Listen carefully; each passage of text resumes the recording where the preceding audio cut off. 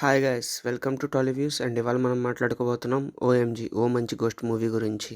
ఇదొక horror comedy movie. ఇంకా story విషయానికి వస్తే కనుక చైతన్య, పావురం, రజియా అండ్ లక్ష్మణ్ పోలీస్ స్టేషన్లో కలుస్తారు. వీళ్ళ నలుగురి ప్రాబ్లమ్స్ వేరైనా సరే సొల్యూషన్ మాత్రం మనీ. సో చైతన్య ప్లాన్ ప్రకారంగా చైతన్య కజిన్ కీర్తిని కిడ్నాప్ చేసి వచ్చిన మనీతో సెటిల్ అవ్వాలని ప్లాన్ చేస్తారు. బట్ కీర్తి గురించి ఒక సీక్రెట్ వీళ్ళకి తెలియదు.